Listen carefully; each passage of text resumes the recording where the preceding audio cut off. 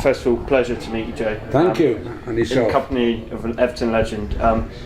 Another foundation night here tonight. Yeah. The work of the Everton Former Players Foundation has been fantastic. The way they look after their ex-players is brilliant. How much do you enjoy, getting involved in seeing, your ex-teammates? It's always great to have a reunion. I'm here tonight. I'm seeing Martin Dobson, we were only together a very short time here. And with Paul Power, who I played with at Manchester City and actually recommended to Howard when he signed here for Everton. So it's always nice to get together with pros and players and people that you've known. So it's good, and as you say, the foundation does a great job. There will come a time when the foundation won't be needed because the modern player retires in a much healthier financial state than the players of old, but they've done such great work here for people like Gordon West, for John Bailey, to support people and help with funerals and hospital care.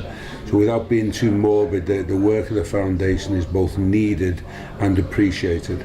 And Joe, even though a lot of other clubs have followed Everton's lead in setting up foundations, the relationship here between players and the club is kind of very special. Is it hard to really describe? It's kind of unique. It is unique, and you're perceptive to see that, because I actually sat in the stand here one day and saw 4 ex-Everton managers in the stand. There's regularly 2 of us here, myself and Howard, but there was Colin Harvey, there was Gordon Lay, and I've seen that 4 ex-managers coming back to this club for no other reason than their appreciation and their love of the club, so it is pretty exceptional.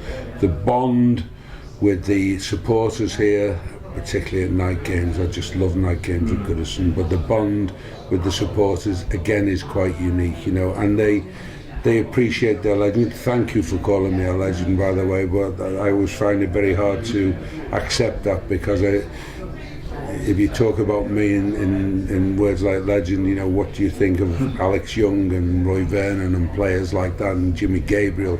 So thank you, but those were Everton legends, and in another time. So now this club, very exceptional. And Joe, when you made your debut as a teenager, I think it was in 1966 when you were first coming through, did you ever think you'd go on to achieve what you did for Everton? And obviously win the league title and playing an FA Cup final, which... At 16, when I made my debut in 66, I was just hoping I got another game. Quite honestly, we weren't that confident as young players here. The old way was to keep people down, award them and reward them occasionally. So I played in the first team at 16. I also played in the 4th team at the end of that season, and I was wondering then, whether would I get a professional contract.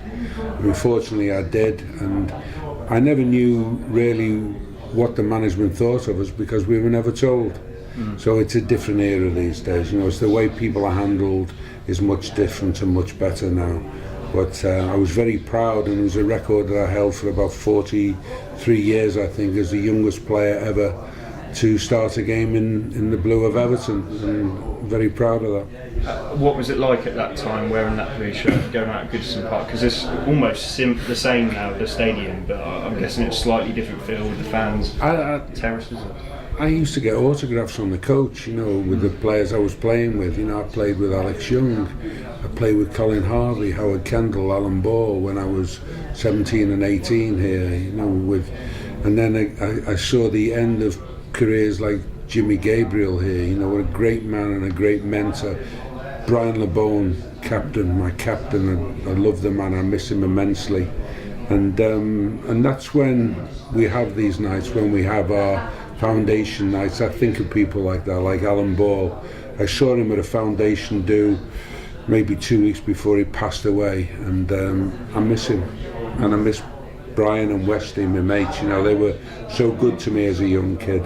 So your original statements about this foundation is true. It's exceptional, and we're proud of it. And Joe, just to wrap up really on bringing it slightly forward a couple of decades to your management of the club. Yeah.